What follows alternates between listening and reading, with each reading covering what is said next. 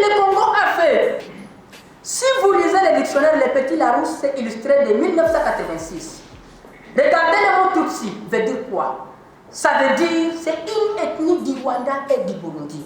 On ne parle pas d'une ethnie congolaise, on ne parle pas de tous Congolais, ça n'existe pas. Toutes les tribus congolaises ont une identité patronymique.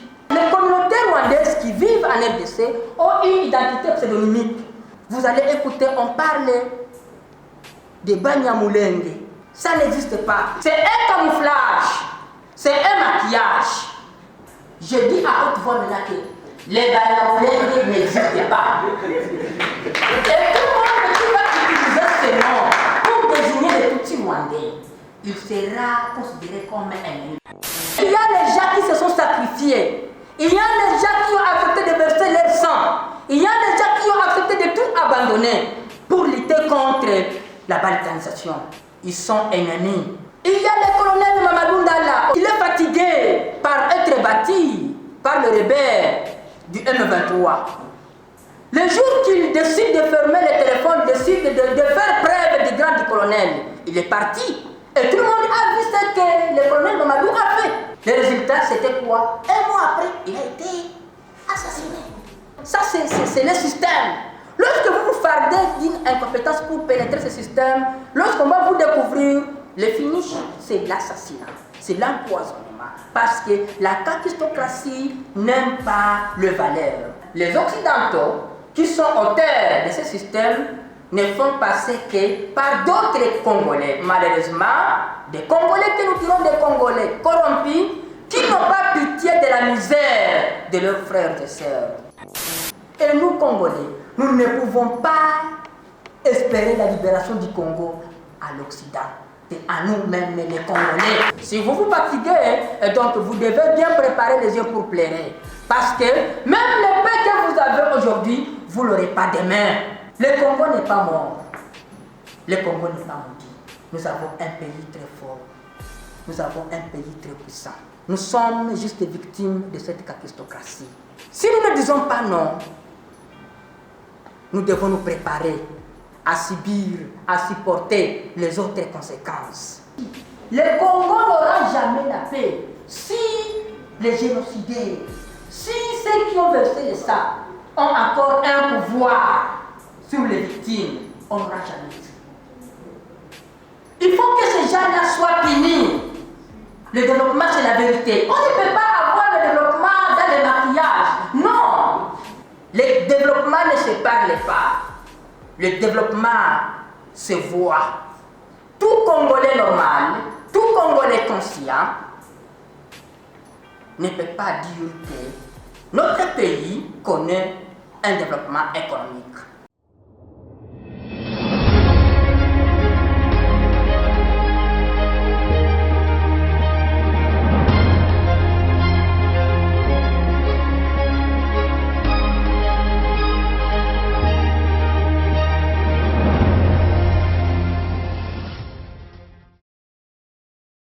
Heureuse de vous savoir nombreux, fidèles internautes de www.pliscar Télévision, la chaîne des vérités. Bonjour, bonsoir. Nous sommes en direct du centre CEPAS, là où Pliscar Télévision est venu couvrir aujourd'hui les vernissages de l'ouvrage intitulé Les leaderships Fouliro et les développements sociaux, économiques et politiques de la République démocratique du Congo. Rédigé par M. Maungano Kiyoka, ici là, qui nous présente non seulement les développements socio-économiques et politiques, mais aussi l'ethnogenèse des Tutsis rwandais en République démocratique du Congo. Et là, c'est en présence du président Martin Fayulu Madidi. Suivez. Le professeur, éminent professeur, le révérend pasteur, tous les politiciens qui sont ici, les Congolaises et Congolais, il me sera très difficile en ces jours de vous montrer combien de fois je suis très jovial d'être honoré par vous.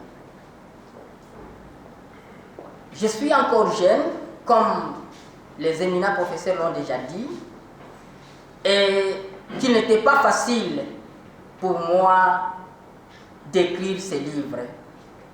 Parce qu'en l'écrivant d'abord, durant la période de la collecte d'informations, j'ai connu d'intimidation, j'ai connu de découragement, mais j'ai dit merci à Dieu qui m'a donné la force, qui m'a accompagné, et aujourd'hui, le livre est là. Même si demain je ne serai plus là, Maungano Kijioka parlera. La défense de notre pays, les traces sont toujours dans l'ouvrage que nous venons d'écrire. Je ne peux pas commencer cette présentation sans rendre hommage, sans dire merci au professeur ordinaire Vincent Mouderwa Baratuliroa, qui est professeur à l'Université libre des pays des Grands Lacs ILPGL à Goma, qui a accepté de préfacer cet ouvrage. Je dis aussi merci au professeur Munenge Nakabaja Flora, qui a aussi consacré son temps pour m'orienter pendant l'écriture de cet ouvrage.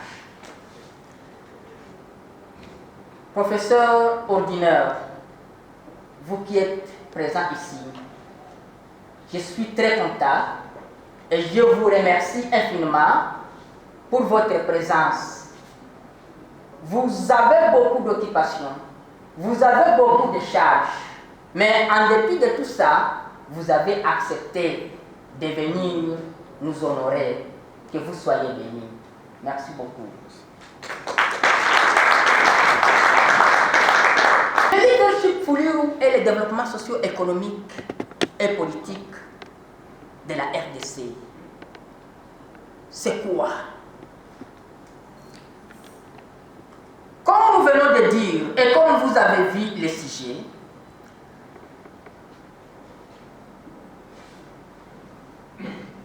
cet ouvrage, qui est le résultat d'une étude ayant utilisé les méthodes historico-empiriques, se subdivise en 6 chapitres, comme le professeur venait de les présenter, et politique de la RDC. Et après les recherches, nous avons découvert que la RDC est freinée par son système politique. Parce que ce système est basé sur la kakistocratie et la kakocratie, qui sont des stratégies managériales fondées sur la promotion par incompétence et ou par manque d'intelligence, et qui accouchent toujours à une crise de leadership. Le deuxième chapitre parle sur les zones culturo-anthropologiques de Bafouliou. Et là, nous avons essayé de développer ce que c'est le Moufoulirou. Et au troisième chapitre, nous avons parlé sur la contribution de Moufoulirou au développement socio-économique et politique de la RDC. Nous sommes dans ce pays qui a beaucoup de problèmes.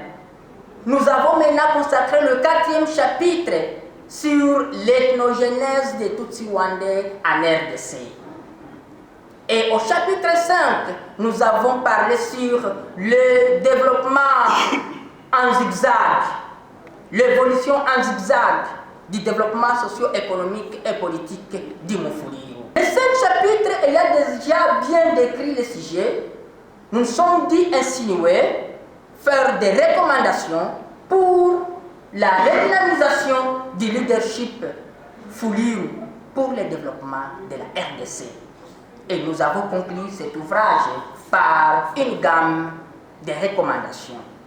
Excusez-moi de vous faire un peu de détails d'une manière brève sur les 6 chapitres de l'ouvrage.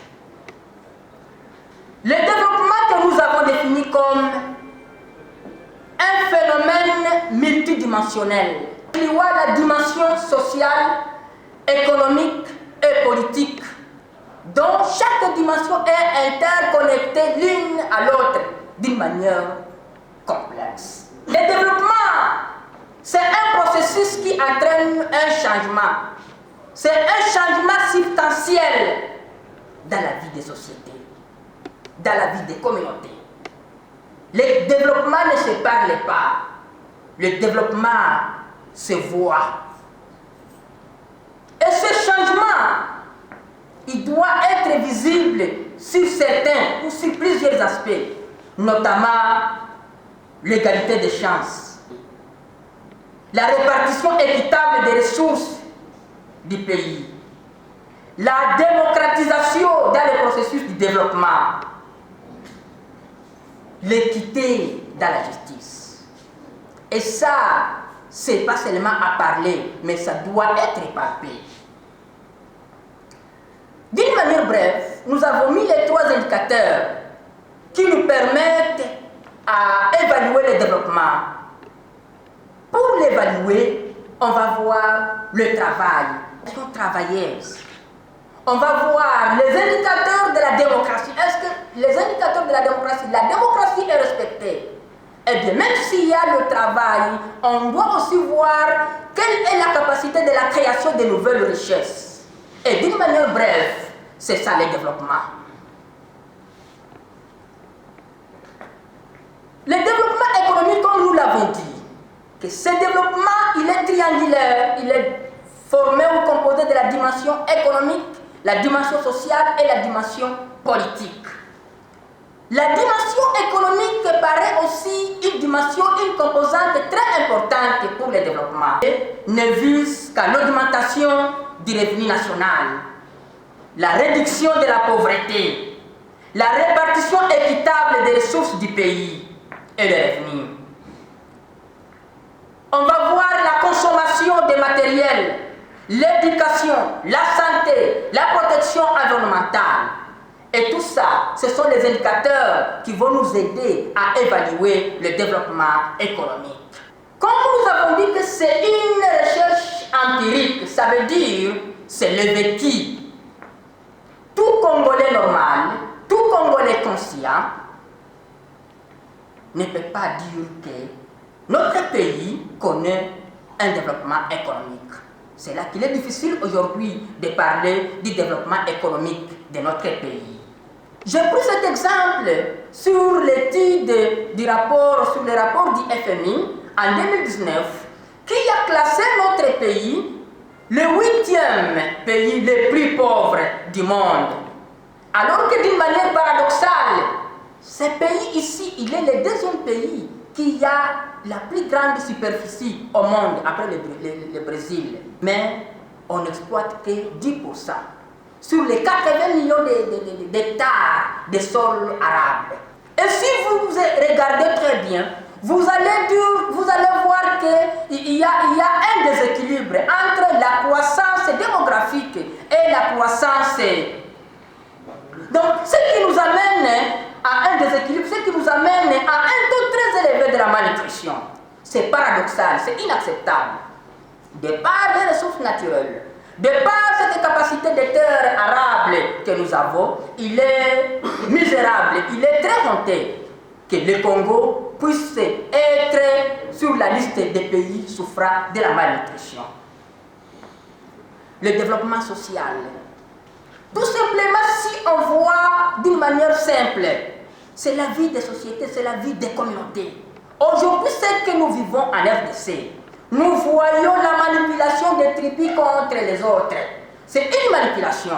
Les communautés, les tribus sont montées les unes contre les autres. Et ça, c'est pour justifier l'insécurité, c'est pour justifier je ne sais pas quoi, les massacres du peuple congolais. Alors que d'une manière démocratique, d'une manière normale, si vous analysez, on ne peut pas parler du développement social lorsque les peuples vivent encore dans ces contextes très conflictuels que nous sommes en train de vivre.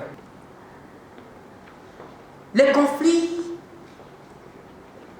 réduisent, annulent cette évaluation sur l'évolution du développement social. Eh bien, le développement politique, qui est une capacité du système d'un pays, du système politique, à traiter d'une manière plus efficace ses propres problèmes fondamentaux, tout en amenant, tout en donnant une réponse aux demandes de ces populations. Donc, le pays qui a un système politique très efficace, il doit être capable de répondre aux attentes, il doit être capable de répondre aux demandes de sa population.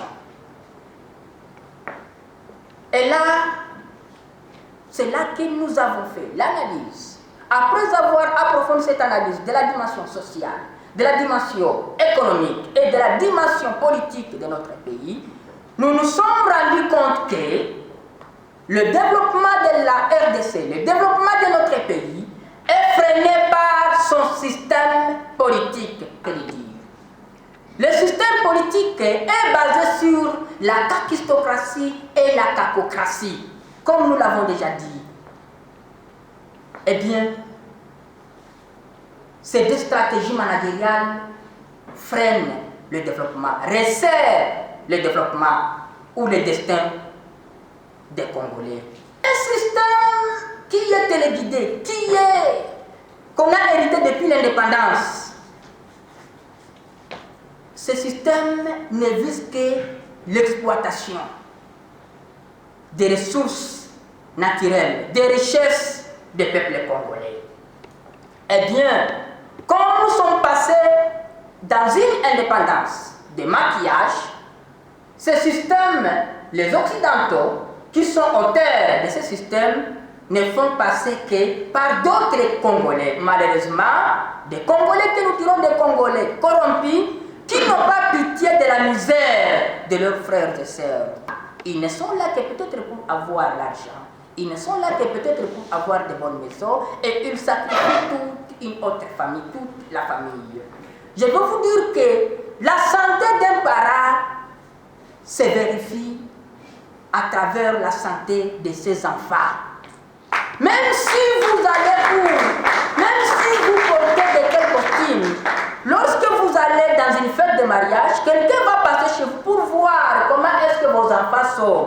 Et on va voir que les enfants n'ont pas d'habits, on va voir que les enfants n'ont pas de manger. Même si vous étiez en train de danser dans une fête, la culture congolaise, la culture africaine, on ne peut pas vous respecter. Parce que le respect, c'est votre femme, c'est vos enfants. Même si vous êtes ni, lorsque vous passez, on va dire, ah, cet homme-là travaille.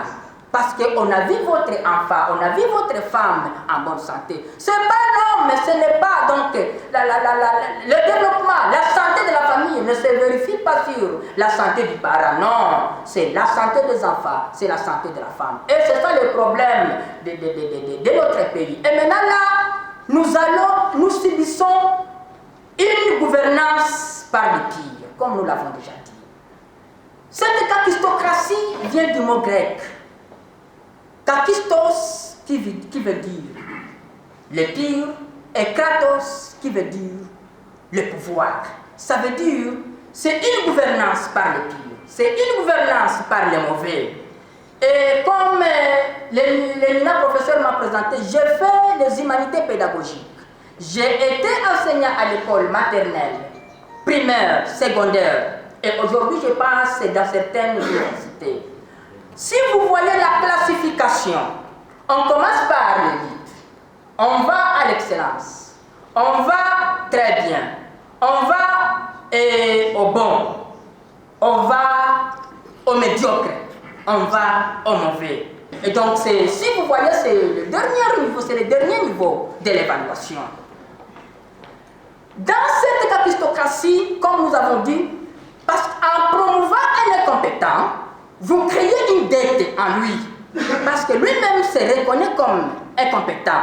En fait, c'est une stratégie, ce sont les deux stratégies qu'on utilise pour faire tomber, pour faire chuter l'entreprise.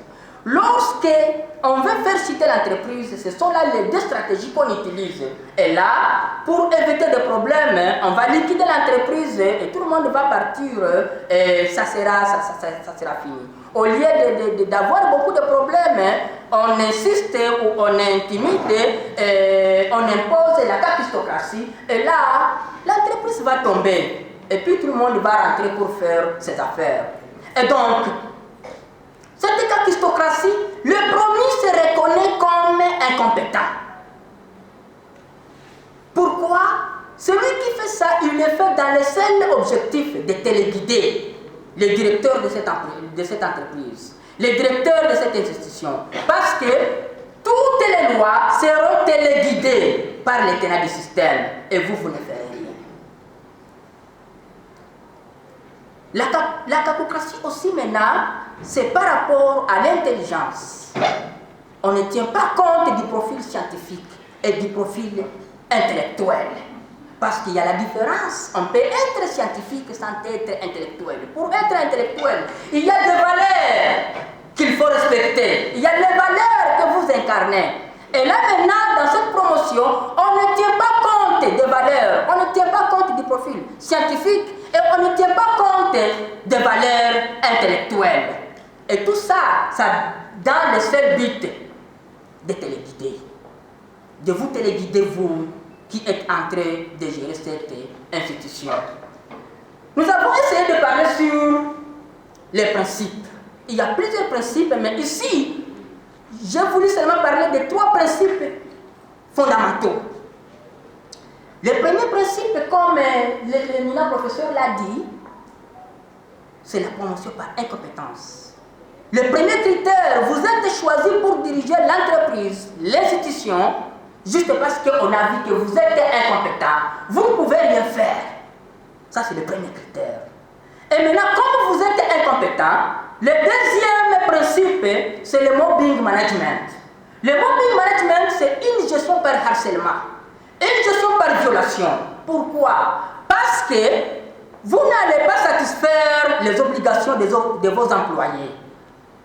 Alors que les règlements sont conçus pour la bonne gestion de l'entreprise. Maintenant, comme vous avez été nommé, vous avez été désigné par votre père, tout en sachant que vous êtes incompétent, vous serez en train de répondre à ces obligations qui vont à contre-courant de règles de l'entreprise. Et là, vous êtes les mauvais. Les employés, vous n'allez pas satisfaire, vous n'allez pas répondre aux attentes, aux besoins de la multitude de personnes à votre responsabilité. Maintenant, là, vous êtes les mauvais. Le troisième principe, si par hasard, vous vous êtes fardé d'une incompétence pour pénétrer le système, le troisième principe s'applique, c'est l'assassinat ou c'est l'empoisonnement. Nous avons pris quelques cas, les cas d'Emery Patrice Lumumba.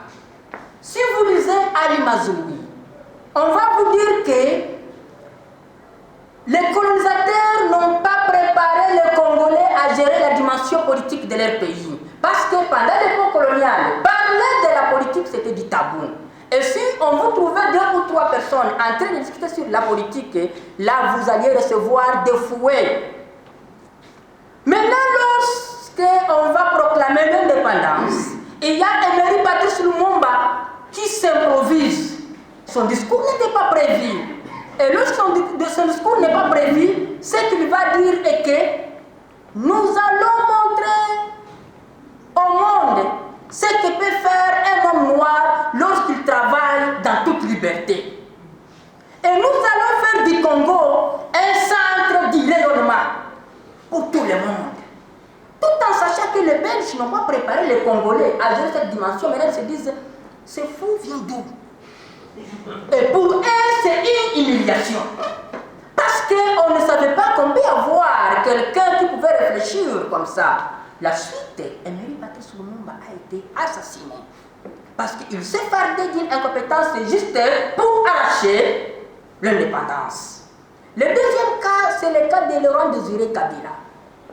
Je vais vous informer que depuis Ouganda, le Rwanda, Uvira, le Mera, Bukavu, Goma jusqu'à Kinshasa, Laurent Désiré Kabila somnolait dans toutes les réunions de l'AFDEL. Et là, on l'appelait Kijuju. En Kinyarwanda, Kijuju, ça veut dire idiot. Non, celui-là, c'est un apparat seulement. Il est là pour nous accompagner, laisser comme ça. Maintenant, quand il arrive à Kinshasa, il s'autoproclame. Je suis président de la République. Il dit, ah, non, c'est l'idiot là, non, il ne fera rien. Nous, on va continuer à les téléguider. Mais vous avez suivi les déclarations. Quand il a commencé à déclarer, maintenant les Rwandais, voici. Comment c'est lui qu'on a vu qu'il était compétent, qu'il était idiot, peut commencer à faire ces déclarations? Et au finish, il a été assassiné.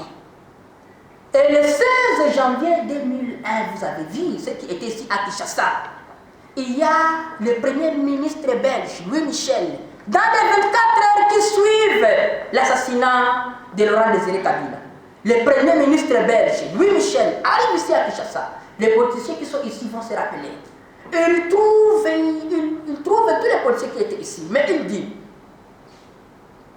comme Laurent Désiré Kabila est assassiné, je propose, est-ce qu'on peut prendre son fils? Et son fils c'était qui? C'était Joseph Kabila. Qui connaissait que Joseph Kabila était le fils de Laurent Désiré Kabila? Et puis maintenant, Kabila en 2001, il avait quel profil scientifique? Il avait quel profil professionnel? Il avait quel profil intellectuel pour qu'il soit proposé par la Belgique? Pour que le Premier ministre quitte le voyage de la Belgique au Congo, ne fût que pour lui proposer. Et nous avons suivi en 2016 le cardinal Laurent Mosengo Passigna. Il a consacré le mot médiocre pour signifier le gouvernement de Joseph Kabila. Et tiens, c'est que lui-même l'a dit, que ça c'est une médiocrité. Et si on quitte, on va en dehors de tout ça. Si on analyse les indicateurs de la dimension sociale, de la dimension économique et de la dimension politique de notre pays par rapport à ses ressources, est-ce qu'on pouvait dire que le Congo est développé? Est-ce qu'on peut le dire scientifiquement, après l'analyse, l'évaluation de tous ces indicateurs? Est-ce qu'on peut le dire? Il y a le colonel Mamadou Ndala au Nord Kivu à Goma. Après qu'il est fatigué par être bâti par le rebelle du M23, le jour qu'il décide de fermer le téléphone, décide de faire preuve du grand du colonel, il est parti. Et tout le monde a vu ce que le colonel Mamadou a fait. N'est-ce pas? Eh bien, le résultat c'était quoi? Un mois après, il a été assassiné. Il y a le général Baouma, qui était le chef de Mamadou, qui a été empoisonné par mon neveu, Safari Kanyeder, qui était son secrétaire à Goma. Et donc, ça c'est le système. Lorsque vous vous fardez d'une incompétence pour pénétrer ce système, lorsqu'on va vous découvrir, le finish, c'est l'assassinat, c'est l'empoisonnement. Parce que la kakistocratie n'aime pas le valeur, n'aime pas les compétences, n'aime pas l'intelligence. Et pourquoi la kakistocratie fait ça? Si vous lisez le professeur Achille Bembe du Cameroun, il a dit que lorsque un médiocre quitte, il cherche un plus médiocre que lui pour lui succéder. C'est que pour que maintenant les gens voient que non, j'étais plus fort. Et c'est là qu'il continue à dire que maintenant la kakistocratie, c'est une idiocratie, c'est une médiocrité excellente. Parce que maintenant, si moi j'ai été médiocre, je dois chercher celui qui est plus bas que moi pour que je reste le seul chef. C'est le principe de la kakistocratie. Et les Occidentaux qui font ça, c'est tout simplement parce qu'ils savent très bien que la force d'un pays, la puissance d'un pays, réside beaucoup plus dans la capacité de ses dirigeants et de ses peuples que dans ses ressources naturelles. Parce que si la puissance d'un pays était dans les ressources de ces pays, la RDC, nous serions déjà non seulement un paradis pour le Congo, mais un paradis pour l'Afrique et pour tout le monde. Mais est-ce que nous en sommes? Au contraire, nous sommes un pays humilié. Et tout ça parce que le système ne valorise pas les capacités, ne valorise pas les compétences. En bref, c'est juste dire que dans ce chapitre, nous l'avons conclu en demandant l'adhésion des peuples congolais, la conscientisation des peuples congolais. Nous devons être capables de dire non à la kakistocratie. Parce que si nos grands-parents pour les uns et les parents pour les autres se sont bâtis pour arracher le pays dans les mains des colonisateurs, maintenant, nous qui sommes vivants aujourd'hui, quel est notre travail? Qu'est-ce que nos enfants nous diront? Parce que je suis jeune aujourd'hui, mais demain je serai vieux. Et mes enfants sont en train de grandir. Ces enfants me diront quoi? Ils me diront que j'étais... Est-ce que j'ai existé dans cette république? Ils vont me poser beaucoup de questions. Et donc, c'est une conscientisation pour tous les Congolais à prendre conscience et lutter tous contre la kakistocratie. Le deuxième chapitre, nous avons parlé sur les zones culturo-anthropologiques de Mufuliro. On m'a posé beaucoup de questions. Le Mufuliro, c'est qui? Mais qu'est-ce qu'il représente en RDC pour que tu parles de Mufuliro, tout ça? D'abord, j'ai voulu parler de ces zones culturo-anthropologiques. Le Mufuliro, c'est une tribu, l'une des 450 qui forment ce patrimoine commun, la République démocratique du Congo. Ça veut dire le Mufuliro est une partie prenante dans ce pays. Et donc, il est malheureux qu'il peut y avoir un traitement spécial de certaines tribus, de certaines communautés en défaveur des autres. Alors, le Mufuliro, comme vous le voyez, il vit au Sud Kivu et sa terre s'appelle Uvira. Parce que chaque Congolais, partout où il se retrouve au monde, il est venu de quelque part. Il est venu de sa terre. Il est venu d'une coutume. Et le Mufuliro, chez lui, c'est à Uvira. Mufulero et Kifulero, ce sont les deux termes qui ont été mal utilisés par les colonisateurs. Ils parlaient par une mauvaise ponctuation, ils parlaient de Mufulero, ils parlaient de Kifulero. Mais la vraie ponctuation, je pense que vous qui êtes ici aujourd'hui, vous allez nous aider à faire cette vulgarisation que le Mufulero, c'est le Mufuliro. On dit Mufuliro pour désigner une personne, Bafuliro pour désigner plusieurs personnes et Kifuliro pour désigner la langue du Mufuliro. Ce n'est pas Kifulero, ce n'est pas Mufulero, c'est Mufuliro. Kifuliro. Quelles sont les techniques, les stratégies qu'ils utilisent pour résoudre certains problèmes? Eh bien, en bref, dans ce chapitre, nous avons fait un développement. Nous avons analysé les Bafuliro depuis l'État indépendant du Congo jusqu'à ce jour. Au troisième chapitre, nous avons parlé bien de la contribution du Mufuliro au développement socio-économique et politique de la RDC. Qu'est-ce que le Mufuliro a fait pour que le Congo soit ce qu'il est aujourd'hui? Qu'est-ce que le Congo a fait pour que le Mufuliro soit ce qu'il est aujourd'hui? Et ici, nous avons essayé de parler sur certaines personnalités. On a parlé sur les élus, les députés nationaux, les députés provinciaux. Mais j'ai une particularité ici sur les élections, parce que comme on parle des représentants du peuple, j'ai une particularité ici que je dois présenter et que tout le monde doit savoir, parce que ça c'est une étude scientifique. Et je dis que nous avons utilisé des méthodes historico-empiriques, ça veut dire tout le monde qui est vivant aujourd'hui, il doit approuver, il connaît ce que nous sommes en train de dire aujourd'hui, c'est la vérité. À moins que vous soyez en dehors, vous soyez satanique ou vous soyez qui. C'est là que vous pouvez peut-être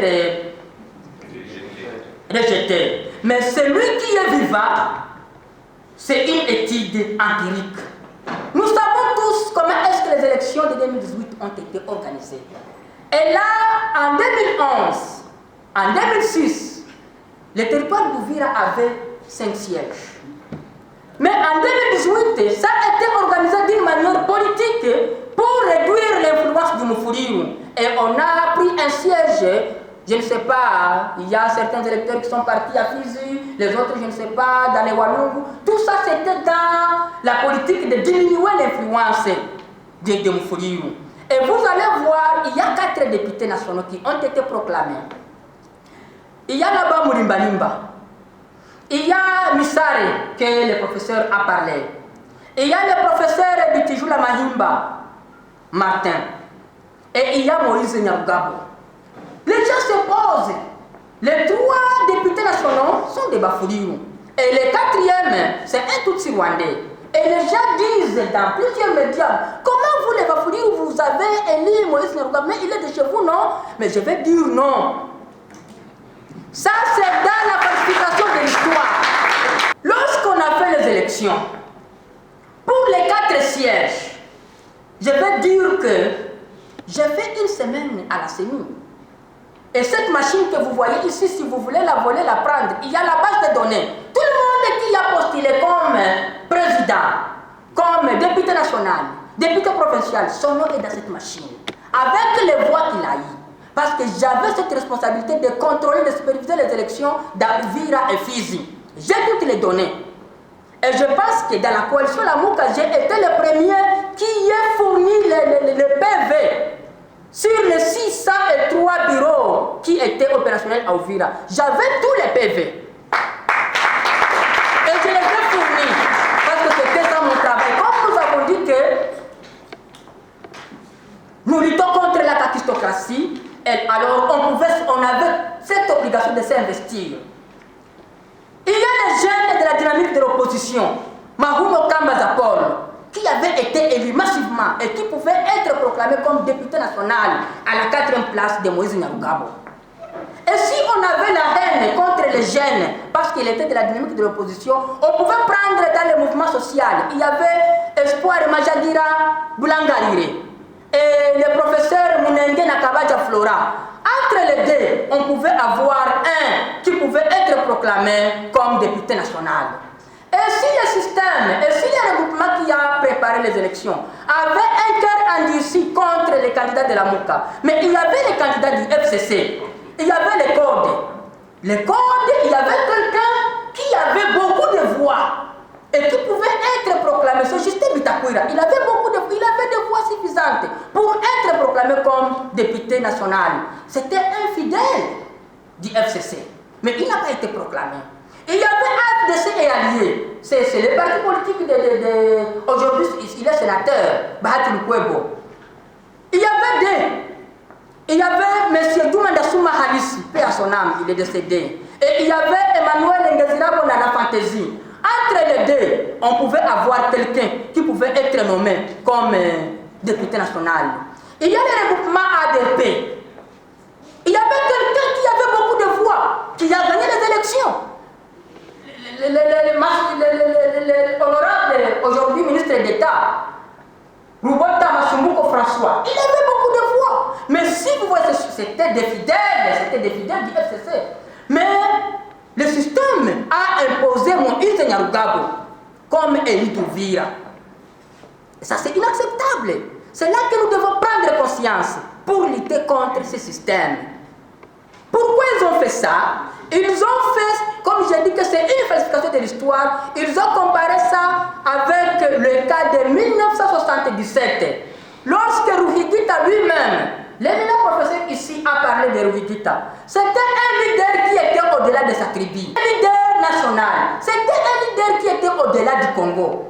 Et comme il avait des amis, il y avait des réfugiés qui s'étaient déjà intégrés d'une manière de camouflage, Ruhigita a dit, pour promouvoir nos amis ici, je vous demande tous les Bafouliou d'élire M. Frédéric Isaac Gisaro Muhoza. Et il a été élu comme commissaire du peuple aujourd'hui, à la qualité du député national. Il a été élu. Et donc, en imposant Moïse Nyarugabo à la liste des élus d'Uvira, ils ont voulu faire cette qualification pour comparer cette période de 1977 et pour dire que non, ce sont les habitants d'Uvira qui sont là. Regardez, ils ont été élus en 1977 et en 2018, il y a encore un autre représentant. Ça, c'est faux. C'est une falsification de l'histoire. Je suis là. S'il y a quelqu'un qui a des données contraires à ça, qu'il vienne me dire. Et si même à la CENI, le président de la CENI d'Uvira, il connaît ça. S'il vient ici, on va faire la triangulation des informations et on va voir qui a la vérité. Et donc ça, c'est inacceptable. On n'est pas d'accord que M. Maurice Nyarugabo, pas parce qu'il est Tutsi-Rwandais, non, mais parce que c'est une imposition qui va dans le cadre de la falsification de l'histoire. Les écoles que nous avons aujourd'hui, là où il se passe, école. Et puis, il a encore créé des grands hôpitaux. On avait l'hôpital général de référence. Toutes ces entreprises-là ont été la cible.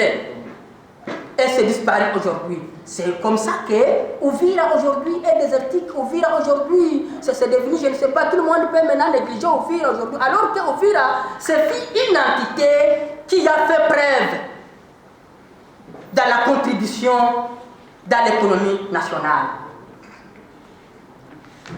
Nous avons parlé de Simon-Pierre Kahubangwa, Malabo. C'est le seul gouverneur que les Bafouliru ont déjà eu. Il a été gouverneur du Kivu, pas du Sud Kivu, de tous les Kivu centrales.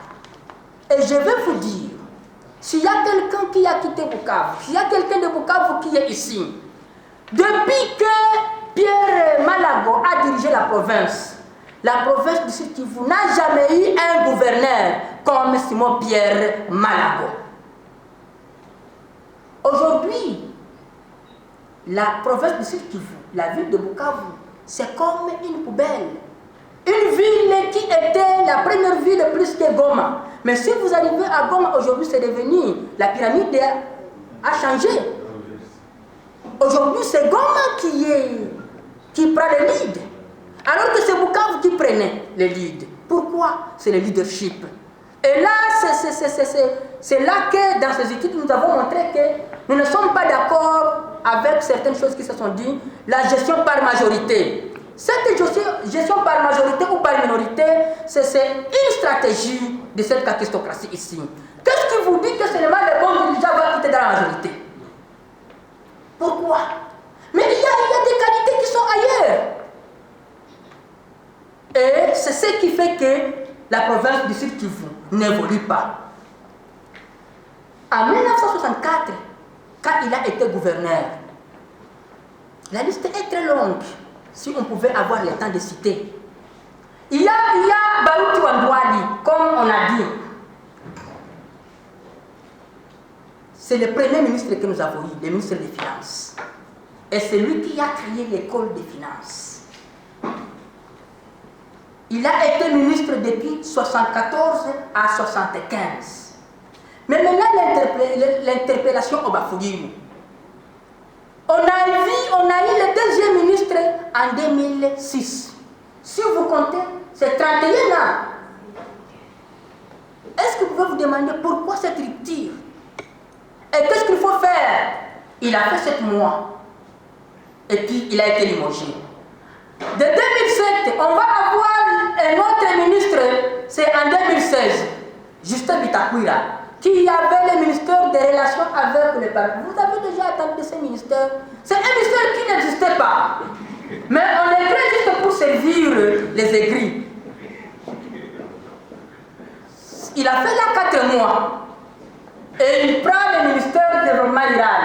Ce développement rural-là, c'était maintenant pendant la prolongation du mandat de Joseph Kabila. Et là, les opposants de l'époque faisaient déjà la pression pour que Kabila ne continue pas. Et donc, vous voyez comment est-ce que, dans quelles conditions il a géré ce ministère. Et aujourd'hui, comme on a dit, c'est aujourd'hui qu'on a le premier ministre d'État, François Masumbuko Rubote. C'est le premier ministre d'État. La liste est très longue. Je vais quand même parler sur les efforts de Mufuliro dans la cohabitation pacifique. Comme je venais de le dire, en 1977, Frédéric Isaac Gisaro est élu comme commissaire. C'est un Tutsi-Rwandais. Mais comme il s'était déjà intégré chez les Bafouliru, on l'a promis. Il a été élu par les Bafouliru. Et il est venu représenter les Bafouliru à Kinshasa comme commissaire. Les représentants Rigita, il était représentant de cette grande communauté. Mais il est parti installer la grande université, l'IEA. Aujourd'hui, c'est une université qui fait la fierté de l'Afrique. Il a implanté ça à Bukavu, alors qu'il est d'Ouvira, il est de Lemera, il est de Kiliba. Pourquoi il n'a pas mis cette université à Lemera? Pourquoi il n'a pas mis cette université à Kiliba? Mais il est venu mettre cette université à Bukavu comme chef-lieu de la province, parce que c'était un leader qui était au-delà de sa tribu. Il y a le gouverneur Gilles Kembo Walumona. Comme maintenant Rugita était devenu un ami intime de Mobutu, lorsque Mobutu était dans une mésentente avec les catholiques, alors Mobutu a cherché un appui à Rugita. Et il a amené Gilles Kembo Walumona à Mobutu parce que si tu avais la chance d'être porté par Rugita, là tu es parti. Donc c'était un homme qui parlait, c'était un homme qui était respecté. Kembo Walumona n'est pas Mufulirou, mais il a été propulsé, il sépare le Mufulirou pour être gouverneur de la province du Sud Kivu. Il y avait beaucoup de Bafulirou qui pouvaient être promis, mais Rugita n'a pas promis un Mufulirou, il a sélectionné celui-là. Nous avons, la plupart des personnes que nous avons interviewées, ils nous ont dit que la main chirurgicale du vaillant docteur, aujourd'hui le prix Nobel, Mukwege, a trouvé ses bénédictions à l'hôpital général de référence de Lemera. Aujourd'hui, que vous ne vouliez pas, le docteur Denis Mukwege, il fait la fierté, non seulement du Congo, mais il fait la fierté de tout homme noir. Que vous ne vouliez pas, c'est un homme qui fait la fierté. Il est venu d'où? Il est venu de Lemera, il est venu de Bafulirou. Et je vais vous informer ici que celui qui l'a fait inscrire en France, c'est un Mufulirou. Et donc, si les Bafulirou avaient un cœur endurci contre les autres, ils ne pouvaient pas faire ces actes. Ce sont des actes patriotiques. Ce sont les actes de la cohésion qui montrent que non, nous voulons vivre avec les autres. Mais maintenant, dans la discrimination, il y a les gens qui collent les caractères tribaux au Bafulirou, juste dans le seul but de discriminer et de les exclure. C'est là qu'au 4e chapitre, nous avons parlé de l'ethnogenèse des Tutsis rwandais. Pourquoi j'ai parlé de cette ethnogenèse? C'est très important pour moi parce que nous sommes dans ce contexte-là. Le Mufulirou vit dans ce contexte-là qui recèle aujourd'hui son destin. Si vous lisez le dictionnaire Les Petits Larousse illustré de 1986, regardez le mot Tutsi, veut dire quoi? Ça veut dire c'est une ethnie du Rwanda et du Burundi. On ne parle pas d'une ethnie congolaise. On ne parle pas de tous congolais. Ça n'existe pas. Ce terme a vu jour en 2019, lorsqu'on a vu un groupe de gens se réunir à Goma pour dire que nous sommes des Tutsis congolais. Mais vérifiez tous les dictionnaires. Tutsi veut dire une ethnie du Rwanda et du Burundi. Il n'existe pas de Tutsis congolais. Parce que toutes les tribus congolaises ont une identité patronymique. Alors que les communautés rwandaises qui vivent en RDC ont une identité pseudonymique. Pourquoi patronymique? Parce que ça prend référence à la langue, à la terre et à la coutume. Je suis Mufulirou parce que je parle Kifulirou et je viens de Bufulirou. C'est ça le Congo, c'est patronymique.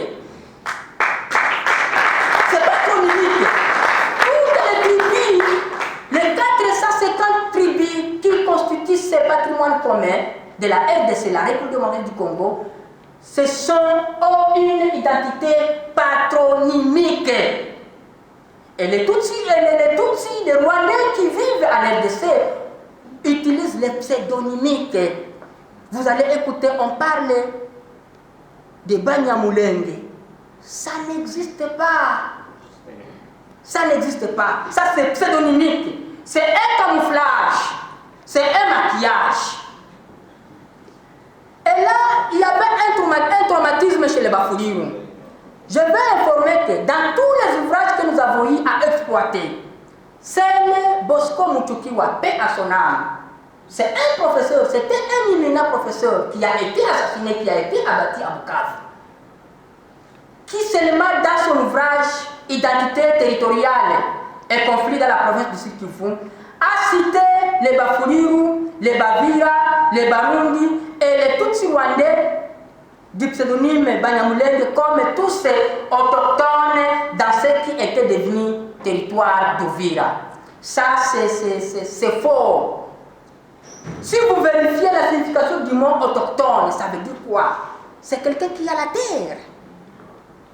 L'autochtonie, c'est patronymique. Et donc, mais il s'est réveillé, dans un autre ouvrage, il a donné la lumière.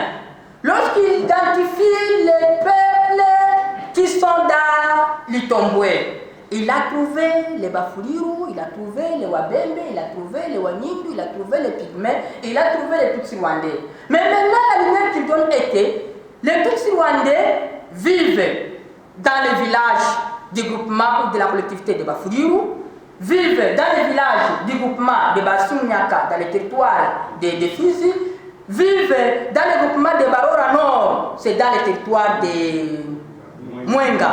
Et donc, vous allez voir que partout là où ils vivent, ils sont dans les groupements, dans les collectivités d'autres tribus. Ce ne sont pas leurs propres entités. Et c'est ça la lumière. Donc, je voudrais informer au Bafuliru et à tous les intellectuels qui ont eu à lire ce livre du professeur Bosco Mutiki Wapi à son âme, qu'ils exploitent encore le deuxième ouvrage, là où maintenant il donne la réalité, il donne maintenant la lumière par rapport à ça. Comme nous avons déjà dit, vous avez bien suivi que le vocable Banyamulenge, c'est une fabrication qui prend genèse depuis 1976. Et si vous vérifiez bien, c'est après la zaïrianisation. C'est après que Barthélemy Bisengimana ait été directeur du cabinet de Mobutu, lorsqu'il va initier une proposition d'ordonnance pour que toutes les communautés rwandaises soient considérées et la nationalité. C'est après 1972 que là maintenant ces vocables vont commencer à apparaître. Ceux qui ont suivi par exemple, pour synthétiser ça, l'honorable Nzangi Muhindo à l'Assemblée nationale, ce qu'il a dit. Lorsqu'on a identifié tous les peuples qui étaient au Congo, mes chers frères congolais, mes chers frères, mes chers sœurs, celui qui n'a pas été identifié ce temps-là, ça veut dire qu'il n'est pas congolais, il n'a pas été là. Et ça, nous devons arrêter. Nous sommes tombés sur l'article, la déclaration de James Kabarebe, le chef d'état-major. Je vous ai dit que j'ai fini à l'université libre de Kigali. Et pour trouver cet article, ça c'était une déclaration que lui-même a tenue le 22 août 2002 à Kigali. Lorsqu'il parlait que les Banyamulenge n'existent pas. Les prétendus Banyamulenge sont en réalité des Rwandais, car ils parlent Kinyarwanda. Ils ont la culture rwandaise.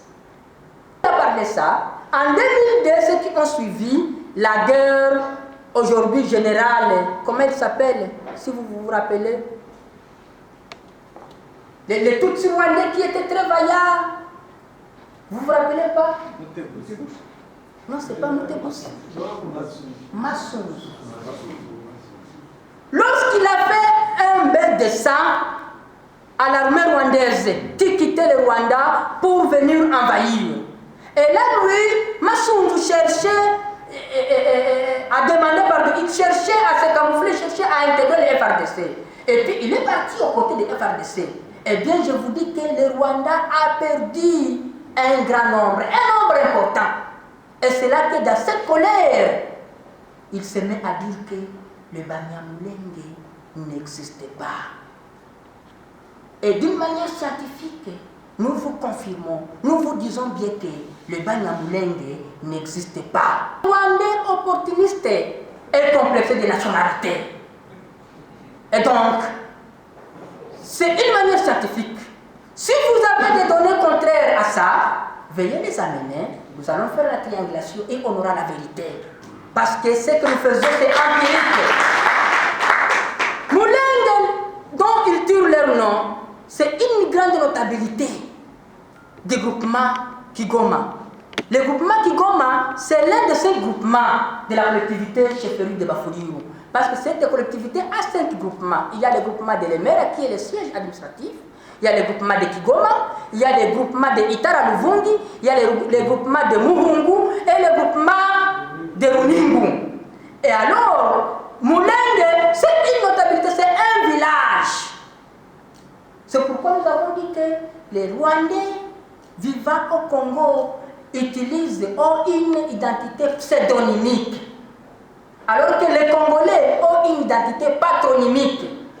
Minemo qui le réclame, c'est une entité du groupement de Baston Kinji dans les territoires de Fizi. Et Bijon aujourd'hui, qui sont en train d'usurper, c'est un groupement de la collectivité chefferie de Bavira. Alors dites-moi, comment est-ce qu'ils sont congolais? Comment est-ce qu'ils sont autochtones d'Ouvira? Parce que toutes les 3 entités qui sont en train d'usurper sont les entités d'autres communautés. Et nulle part au Congo, vous trouverez un groupement à l'intérieur d'une chefferie ou d'une collectivité, gérée par une autre collectivité. Non, au Congo, toutes les collectivités sont léguées à une seule communauté. On ne peut pas avoir des communautés, des tribus dans une même qui gère une même localité, une même collectivité. Non, chaque localité, chaque collectivité était léguée à une seule tribu. Le 5e chapitre, c'est là que nous avons parlé de l'évolution, c'est vers la fin déjà, l'évolution en zigzag des Bafouliou. Et là, nous avons dit que les Bafouliou sont victimes de leur résistance patriotique. Je ne vais pas me taper, mais je vais vous dire que si les Bafouliou n'étaient pas en bonne collaboration avec les Babembe et les Banindu, vous ne serez pas Congolais aujourd'hui. Vous ne serez pas Congolais aujourd'hui. On serait peut-être en train de parler une autre langue. Mais il y a les gens qui se sont sacrifiés. Il y a les gens qui ont accepté de verser leur sang. Il y a les gens qui ont accepté de tout abandonner pour lutter contre la balkanisation. Et comme ils ont barré la route aux envahisseurs, ils sont ennemis et les Bafouliou sont victimes. C'est pourquoi je voudrais vous amener en fait de suivre ça. Dans cette victimisation de Bafouliou, je montre seulement un seul cas. Ça, c'est dans l'armée, dans les FRDC. D'abord, je veux vous informer que lorsque, depuis l'État indépendant du Congo, l'armée congolaise qui s'appelait Force publique, on est parti à NC, on est parti au FAS, on est parti au FAC, aujourd'hui on est FRDC.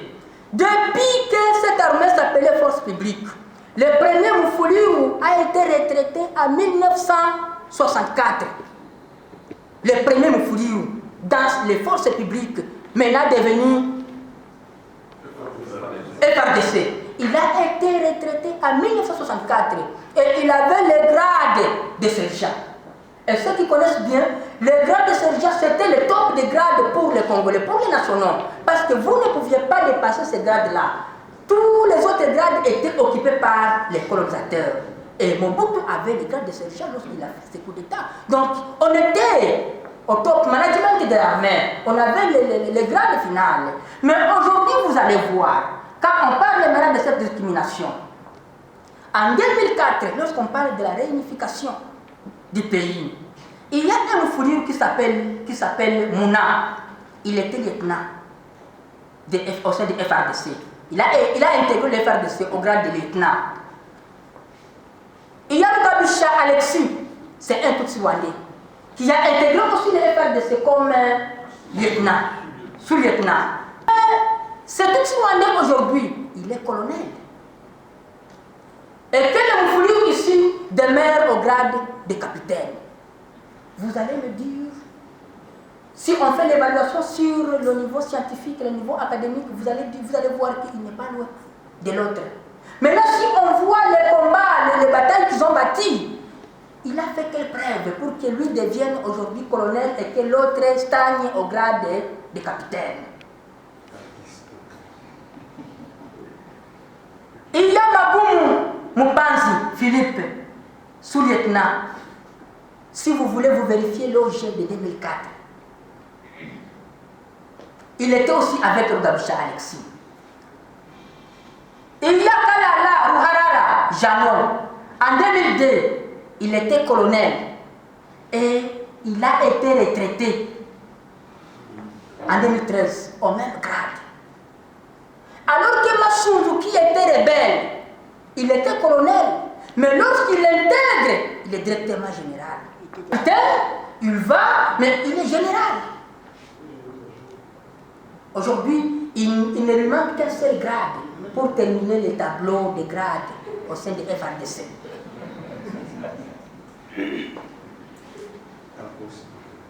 Il y a Dilolo.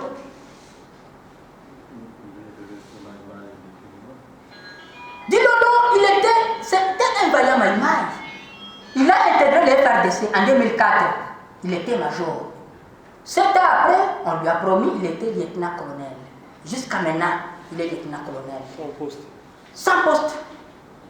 Il est misérable dans le cas Katindo à Goma.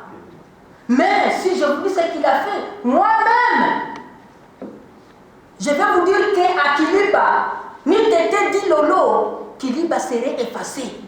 Mais ce qu'il a fait, aujourd'hui, il est exclu. En 2009, les Bafouliros ont sensibilisé les intellectuels pour intégrer l'armée. Et les intellectuels, il y a plus de 100 personnes qui sont parties dans la formation militaire. Il y a plus de 50 qui sont partis dans la formation pour être dans la police. Mais on a tout fait pour les éliminer. Et au finish, il était resté seulement 2. Un lieutenant-colonel au sein de FARDC et un lieutenant-colonel au sein de la police. Il y a René Kabike dans la police, ceux qui lui connaissent. Et il y a Kimwanga, Jean de Dieu Kangeta Kimwanga, qui était lieutenant-colonel dans le FARDC. Mais lorsqu'on les amène à Bukavu, on les rejette comme ça. Aucune fonction. Pendant qu'ils étaient avec les éléments du FRF Makanika aujourd'hui, les éléments de Makanika ont été promis colonels et avec de bonnes fonctions. Je vais vous dire qu'on faisait des contributions pour Kimwanga et pour René Kabike pour payer les logements des colonels au sein des FARDC et au sein de la police. Aujourd'hui, ils sont à la maison. Et aujourd'hui maintenant, ceux qui ont été intégrés, tous les groupes de Makanika, quand il a fait les FRF, aujourd'hui, n'est-ce pas qu'il est en train de tuer les gens dans les hauts et moyens plateaux? Et moi, je dirais aujourd'hui que c'est un missionnaire du gouvernement qui est là-bas parce qu'il a été formé. Il n'y a pas ça. Il a des ministères dans le gouvernement congolais. Est-ce que ce n'est pas un appui d'une manière indirecte? Il a des ministères. Il a de l'argent. Ça, c'est une discrimination. Tous les enfants de Bafouliru qui ont intégré l'armée congolaise, les derniers n'ont que le grade de colonel et n'ont pas de fonction. Ils sont rejetés. Il y a Bitakiza, Ruharara. Tous ces gens que je suis en train de citer, j'ai seulement pris un échantillon des enfants Fouliru. Bitakiza Ruharara, lieutenant-colonel. En 2013, il est colonel, commandant Sego, dans le territoire de Fizi, et il n'a même pas le budget. Il est là. C'est un commandeur, c'est un mendiant. Il est là. Alors que vous allez voir, Kabou Manzi Inonsa, c'est un tout Swandé. En 2004, il est major. En 2011, il est colonel. En 2020, il est général. Je ne sais pas si vous comprenez un peu. Il y a Kiobera qui intègre l'armée FARDC en 2004. Il est major. En 2011, il est lieutenant-colonel.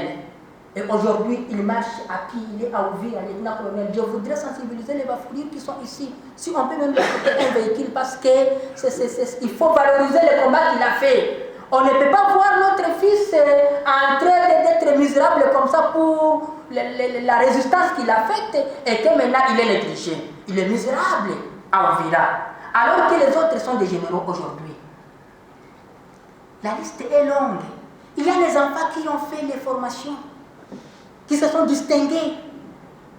Je m'excuse.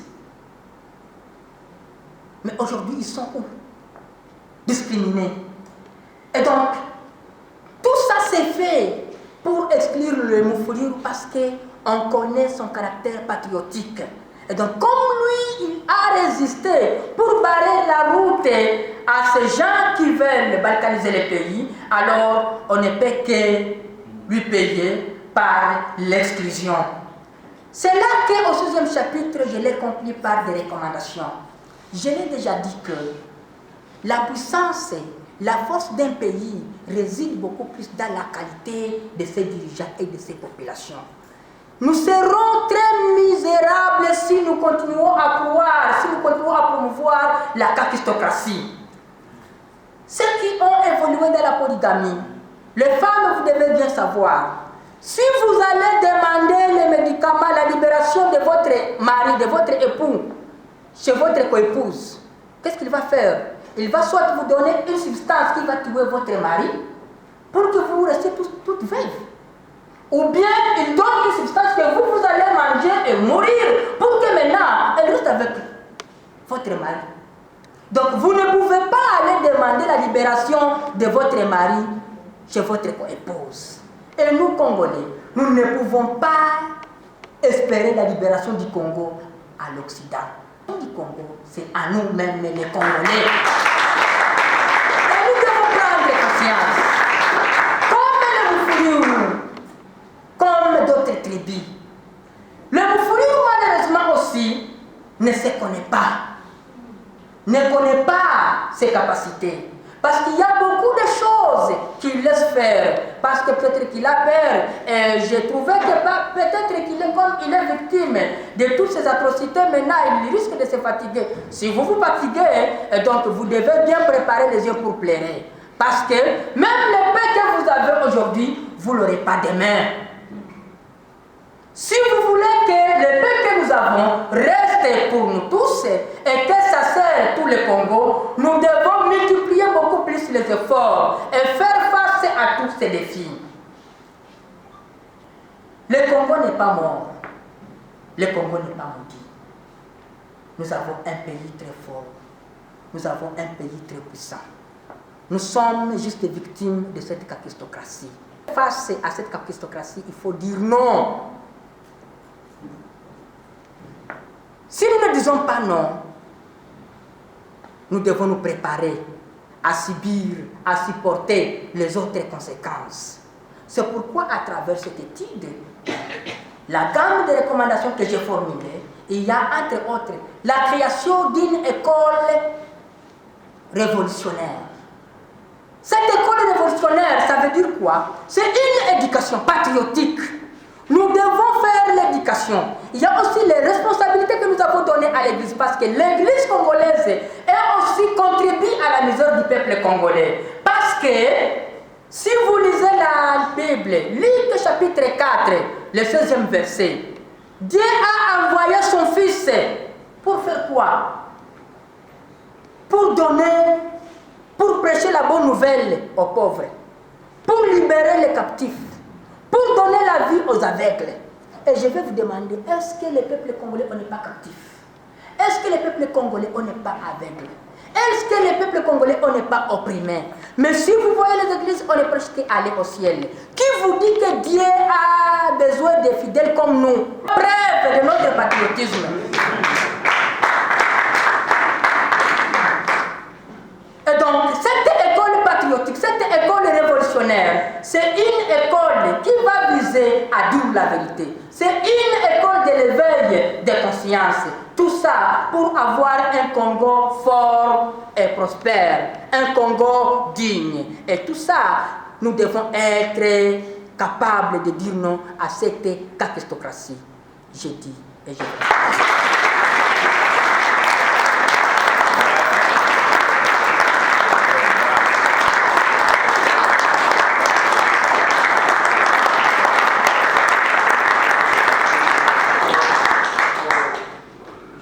D'abord, je vais commencer par Bimbissa.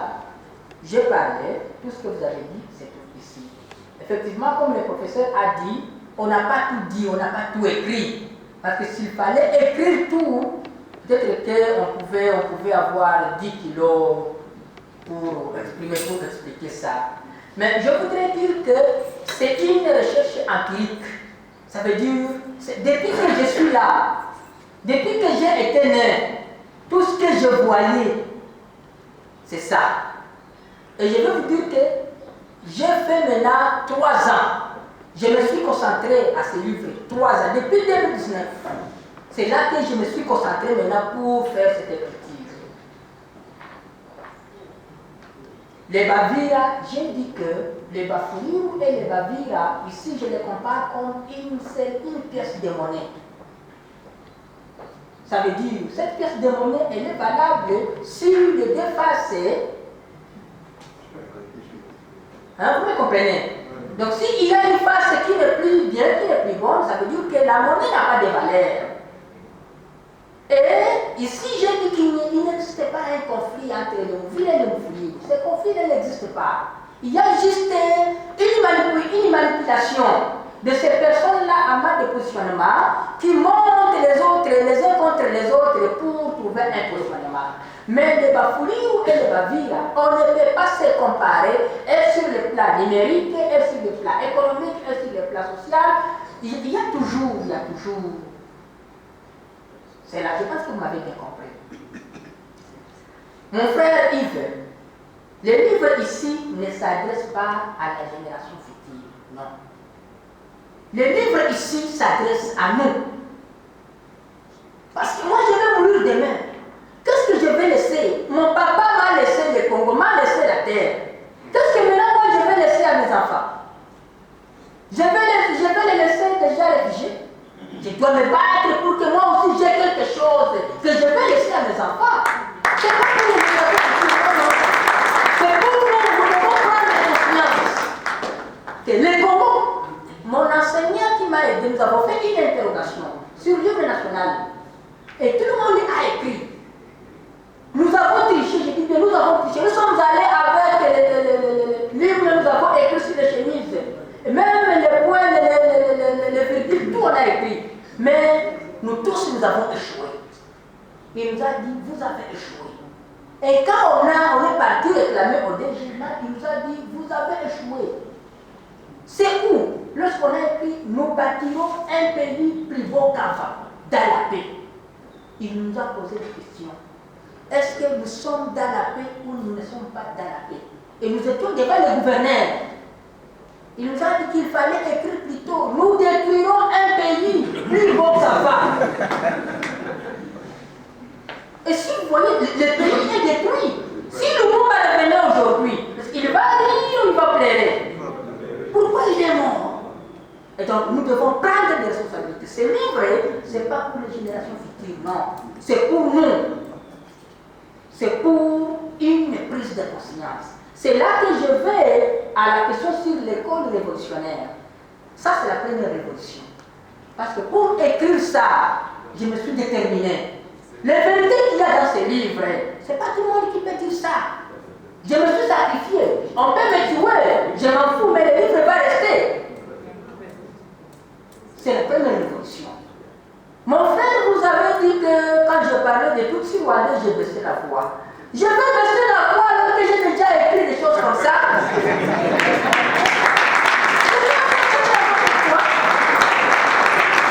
J'ai déjà écrit. Ma voix va rester ici.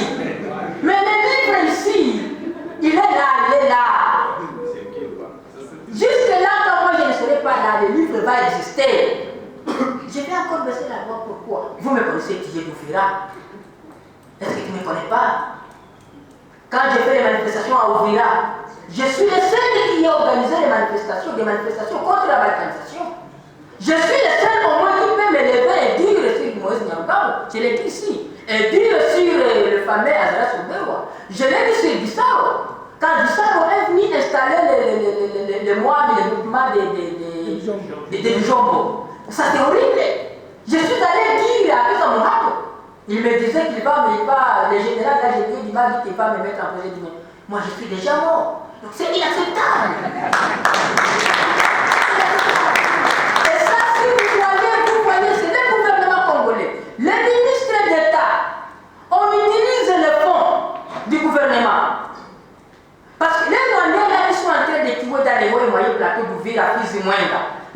dire clairement qu'ils ont, à part les financements qu'ils ont des États étrangers, mais ils ont un appui logistique, un appui financier et un appui technique du gouvernement congolais. Est-ce que vous ne les connaissez pas? Je l'ai cité ici. Tous ces gens-là qui ont été formés, les militaires, n'est-ce pas, c'est un appui technique? N'est-ce pas, c'est un appui technique? Le ministère qu'ils ont, ce n'est pas un appui financier. Vous avez suivi lorsque Aminamboué, lorsqu'on fait quelqu'un est nommé directeur de renseignement, il faut voir comment est-ce qu'on tire les FARDC. Il faut voir comment est-ce qu'on pille les munitions. N'est-ce pas un appui logistique? Qu'est-ce que vous faites? Les bafouillures ont qui les appuie? Qui appuie les bafouillures? N'est-ce pas que ce sont des contributions qu'il faut là-bas, des contributions qui a 100 francs, qui ont quoi, on donne pour faire ce qu'il faut faire. Et moi j'ai dit que c'est ça, les Bilozés de Chambouke, c'est une armée patriotique. Si moi on me demandait une armée au Congo, je vais parler des Bilozés de Chambouke parce qu'elle défend la patrie, elle défend toute la nation. Les FARDC aujourd'hui sont infiltrés. Et il y a des propositions que nous avons émises ici. Il y a des propositions ici, si vous lisez les livres, vous allez voir des propositions.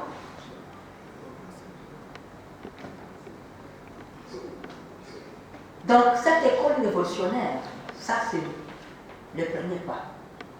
Et c'est le temps que je vais commencer à construire les écoles. Non! Cette éducation que je suis en train de faire, je n'ai pas de moyens. Celui qui veut, il va m'appuyer, celui qui ne fait pas, il va laisser. Mais le premier partenaire que j'ai, c'est ma détermination. C'est le premier partenaire que j'ai, c'est ma détermination. Parce qu'à pied, je vais dire. Sans mégaphone, je vais dire. La nuit, je vais dire. Prenez conscience, aimez votre pays. Ça, je vais dire. Et j'aurai 2 ou 3, 4 personnes. Je vais vous dire, je n'avais pas de l'argent pour payer les frais, les billets d'avion pour quitter au village jusqu'ici. Vous savez ce que ça coûte? Les bafouillures qui sont ici, qui m'a mis chez lui. Je mange, je dors. Qui m'a mis chez lui? Mais je suis ici à Kinshasa. Nous sommes tous ici. Est-ce que vous pensez que là où je suis en train de manger, ce n'est pas une fourrure peut-être? Mais peut-être qu'il est converti. Je ne sais pas si vous me comprenez bien. Et donc, la conscientisation. Mon frère Étienne, la matière de l'école de la Révolution. La première matière, c'est l'éducation citoyenne. La citoyenneté. Qui est citoyen? Est-ce que vous aimez le Congo? Notre pays, le patriotisme. Est-ce que quelqu'un peut accepter de toucher 1 000 $ lorsque vous savez que l'autre touche 10 000 francs? Et vous dormez vraiment, quelqu'un qui a un ménage de 8 personnes, et vous vous sentez aidé. Mais vous êtes criminel. C'est pas normal. C'est pas normal. Nous devons prendre conscience. Je vais vous demander.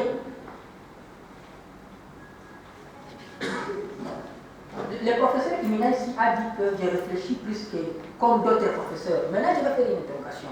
Le groupement de l'EMER a combien de localités? Vous, les Bafouillous. Dites-moi les localités du groupement de l'EMER. Est-ce que vous les connaissez? Vous ne les connaissez pas. Mais vous connaissez les villages et les villes de Belgique. Vous les connaissez. Vous connaissez les villes de France. Vous les connaissez. Mais votre village, vous ne les connaissez pas. Les Congo, on ne les connaît pas. Et c'est comme ça même que vous pouvez voir certaines personnes se permettent de faire n'importe quoi. Parce qu'on ne connaît pas les Congo. On ne connaît pas les Congo. J'étais à l'école de méthode de la paix de Bamako au Mali.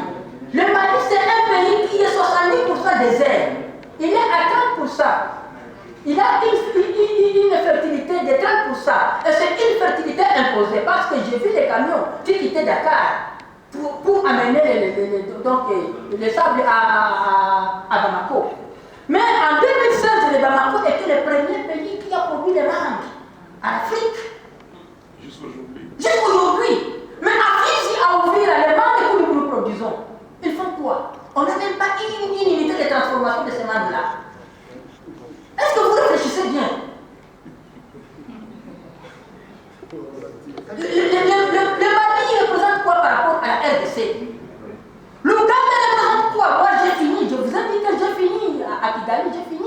Rwanda. Le Rwanda n'a même pas une pierre de castérite, mais il est le premier producteur de castérite. Le Rwanda a construit une raffinerie à 5 millions de dollars pour raffiner l'or. Est-ce que vous me comprenez? Nous devons prendre conscience. Ça, c'est la matière de l'école de la révolution.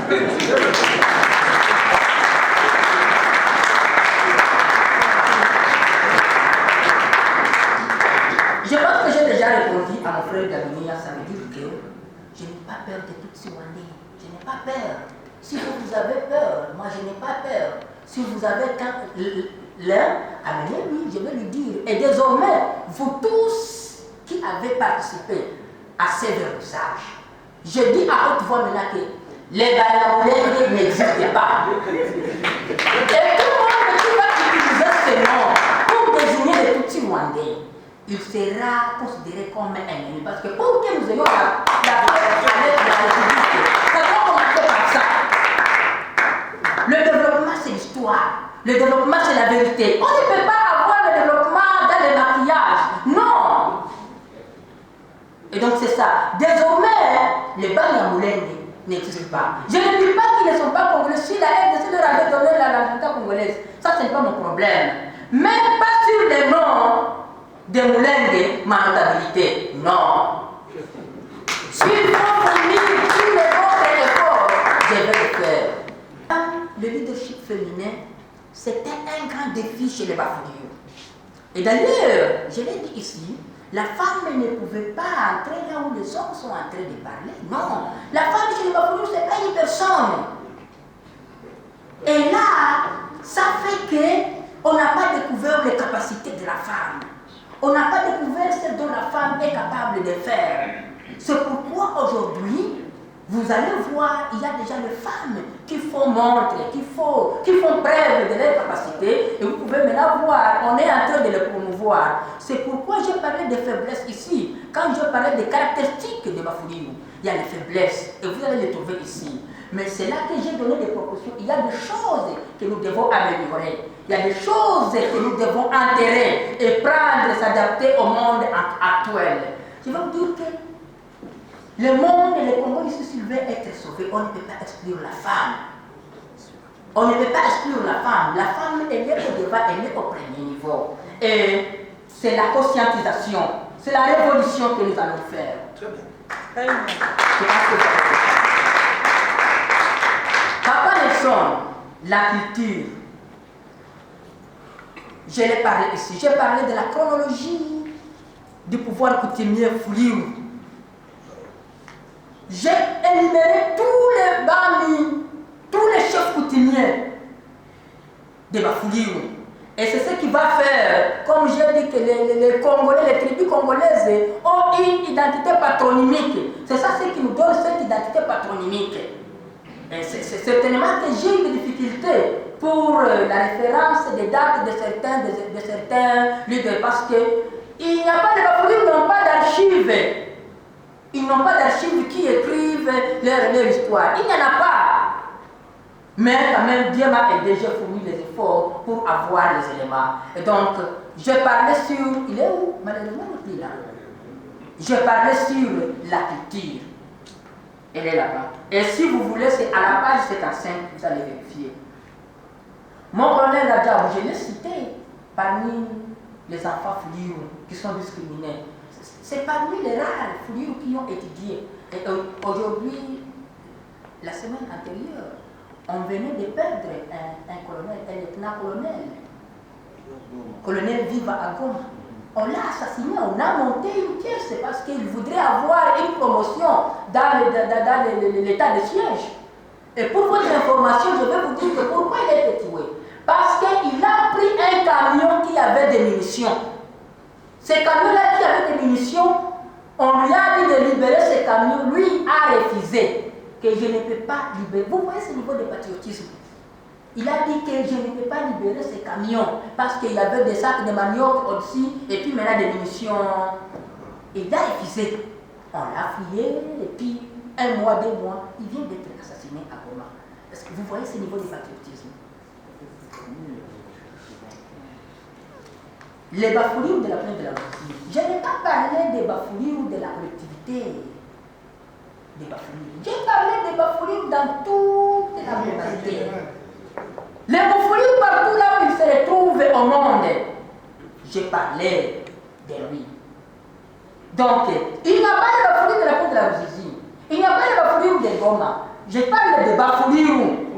C'est lui qui s'appelle, qui se connaît qu'il est Moufoulirou. J'ai parlé de lui. Et donc, c'est ça, Moufoulirou de la plainte? Non, non. Comment pensez-vous faire l'école de révolution? Nos jeunes filles ne veulent pas intégrer l'armée régulière. Je vous ai cité, je vous ai dit. Qui peut accepter d'intégrer cette armée aujourd'hui avec cette discrimination? Qui peut accepter? Et je vais vous dire, les livres, je n'ai pas tout dit. Vous avez vu l'exposé, j'ai pris quelques minutes, c'est 1 heure. Je ne pouvais pas résumer tout, je ne pouvais pas tout parler ici. Mais, tous les dialogues qui se tiennent, qui se font en RDC, c'est pour le partage du pouvoir, si vous voyez. Et les dialogues avec les milices, avec, je ne sais pas, les groupes armés, finissent toujours par la promotion de certains. Et là, vous voyez que c'est ce qui maintenant nous amène. Si ces gens-là qui ont tué, et c'est ça, vous allez trouver ça ici, le Congo n'aura jamais la paix si les génocidés, si ceux qui ont versé le sang ont encore un pouvoir sur les victimes, on n'aura jamais ça. Il faut que ces gens-là soient punis. C'est comme ça qu'on aura la paix. Est-ce que les bafouilles ont contribué au développement, non seulement des bafouilles, mais de toute la RDC? Je vais vous dire, pour le cas de Ruhigita, je voudrais que vous compreniez une chose. Ruhigita n'était pas un leader de la routine, n'était pas un leader de la tribu, il était au-delà. Et lui, il voulait l'inclusion. Je dis que si c'était pour les bafouilles, il pouvait mettre l'Iya à Uvira. Mais ce qu'il cherchait, il voudrait inclure tout le monde. C'était dans la cohésion sociale. Et nous sommes tous conscients. Les Tutsis rwandais, est-ce qu'ils étaient comme ça en 1960, en 1965, comme ils sont comme ça aujourd'hui? Ils n'étaient pas comme ça. Ce sont des bons bergers, c'était des bons bergers. Et d'ailleurs, auparavant, quand on vous disait que tu es belle, on te disait que tu es belle vraiment comme un Rwandais. Parce que nous étions ensemble. Mais dès lors qu'ils ont intégré la politique, ils ont été manipulés. C'est comme ça qu'ils se sont transformés. C'est là que les vocables vont commencer à apparaître. Mais nous étions, il n'y avait pas de discrimination. Lorsque quelqu'un décide que non, vous choisissez celui-là, tout en connaissant que non, il est comme ça, qu'est-ce que vous voulez? Mais je vais dire, les bafouilles ont contribué aussi à endeuiller le Congo, parce que certains de leurs fils n'ont pas fait preuve du patriotisme. La commission vérité et réconciliation a été gérée par les Moufouli, vous savez ça. Commission vérité et réconciliation. Quelqu'un qui gère la CENI, s'il ne dit pas la vérité, n'est-ce pas qu'il en est tous les peuples? Est-ce que vous me comprenez? Oui. Le rapport mapping qu'on est en train de dire aujourd'hui, c'est ce qui pouvait être le rapport final de la commission vérité et réconciliation. Parce que là, on pouvait établir les responsabilités. Qui a fait quoi? J'ai dit ici, toutes les entreprises qui fonctionnaient, qui ont contribué au développement social et économique sur les Bafouilles, ont été la cible de l'AFDER. Aujourd'hui, la sucrerie qui avait plus de 6 000 agents. 6 000 agents. Prenons la moyenne du PNID du ménage, 5 personnes. 5 fois 6 000, ça fait 30 000. Sans pour autant compter les cousins qui sont là-bas, qui attendent le salaire à la fin du mois, qui va payer. Donc, il y a 30 000 personnes. Une entreprise qui encadre 30 000 personnes. Vous venez pour sauver les gens et cette entreprise, elle est la première cible. Les CDC Kilingi. Est-ce que vous connaissez les CDC Kilingi? Les marchés de l'Emera. Les gens quittaient Burundi, les gens quittaient les Rwandais, les gens quittaient Bukavu pour venir s'approvisionner. Mais toutes ces infrastructures-là ont été la cible. Et lui maintenant, le fils Ifuliru, c'est ce qui pouvait être son rapport. Mais il faut voir les rapports. J'ai eu la chance, la malchance de lire ces rapports. Mais c'est énervant. Donc là, vous voyez maintenant que le fait qui est entré, le sang qui est en train d'être versé aujourd'hui, parce qu'on n'a pas dit la vérité. Parce que si on aurait dit la vérité, on ne serait pas dans cette situation. Je répète, comme je l'ai dit, dans les recommandations que j'ai faites dans cet ouvrage, est que nous allons faire cette vulgarisation. Que désormais, si vous lisez tous les ouvrages, les Tutsi Rwandais sont appelés soit Banyarwanda, sont appelés, si vous lisez même le Wesse, il dit les Watusi, les Waradizi. Et donc, c'est eux-mêmes qui vont choisir, on les appelle comment. Mais pas utiliser les noms de cette notabilité. Ça, non.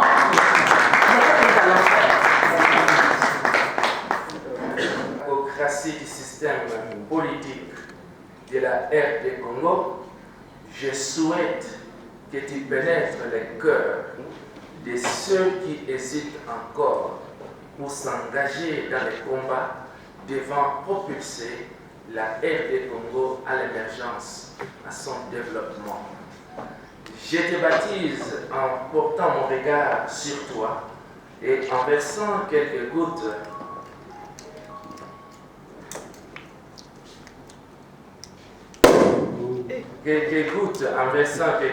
sur toi pour que les uns et les autres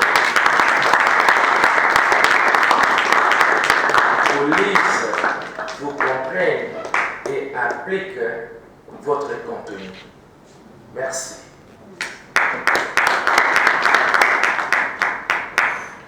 Je crois que nous avons évoqué l'aspect du développement et nous devons permettre à ce que l'auteur du livre puisse vivre de sa pensée. Et nous savons que la publication du livre, ça exige un certain nombre de moyens. Et voilà pourquoi je nous invite à ceux qui sont là de pouvoir souscrire à ce livre en commençant par moi-même et puis par les autres. Et je crois que ça va permettre à ceux que... On a combien d'exemplaires? On a quelques exemplaires et je vais nous demander de pouvoir souscrire à ça et par la suite, au courant de la semaine, nous allons pouvoir procéder à la distribution d'un grand nombre parce que la commande, ça a traîné un peu et il y a une partie qui est arrivée, une autre partie va arriver. Et en attendant que l'autre partie puisse arriver, déjà nous pouvons souscrire et nous lui faisons confiance et la liste est ouverte pour toutes les personnes qui souhaiteraient pouvoir accéder à ça. Je nous conseille vivement à pouvoir accéder à ces livres parce qu'il permet de pouvoir révolutionner notre pensée et ça crée une nouvelle mentalité, non seulement chez le peuple Fuliru, non seulement à Uvira, mais toucher tout le peuple congolais. Merci beaucoup.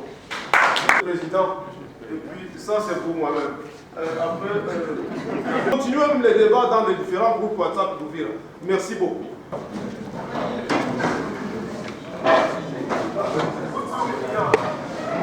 Le premier chapitre parle ici du développement socio-économique et politique de la RDC. Le deuxième chapitre parle du zoom culturo-anthropologique de Bafouliru. Le troisième parle de la contribution de Bafouliru au développement socio-économique et politique de la RDC. Le quatrième chapitre parle du zoom, de l'ethnogénèse de Tutsi Rwandais en RDC. Et le cinquième parle de l'évolution en zigzag du développement socio-économique et politique de Bafouliru. Et le dernier chapitre, sont des recommandations. D'une manière synthétique, nous avons dit que le développement de la RDC est freiné par son système politique, car il est basé sur la kakistocratie et la kakocratie, qui sont des stratégies managériales fondées sur la promotion par incompétence et ou par manque d'intelligence. La kakistocratie vient du mot grec. Kakistos, le pur, et kratos, le pouvoir. Ça veut dire, c'est une gouvernance par les purs. C'est une gouvernance par le mauvais. Et là, on promet les compétents. Le premier principe ici, on vous sélectionne pour gérer l'entreprise, pour gérer l'institution, tout simplement parce qu'on a vu en vous les compétences. Et la kakocratie, c'est le manque d'intelligence. On ne tient pas compte, on promet quelqu'un sans tenir compte du profil scientifique ou du profil intellectuel. Et c'est ce qui recèle le développement de notre pays, la République démocratique du Congo. C'est un livre scientifique, c'est un livre qui vient d'une grande édition. Et puis, je suis un scientifique, donc c'est un ouvrage, c'est une pensée que je mets au monde entier pour que le monde prenne conscience. Parce que nous devons savoir que la puissance d'un pays, la force d'un pays réside beaucoup plus dans la qualité de ses dirigeants et de ses populations que dans les ressources naturelles. Parce que si c'était par cause des ressources naturelles, le Congo serait déjà un paradis, non seulement pour les Congolais, mais pour toute l'Afrique et pour tout le monde. Merci beaucoup.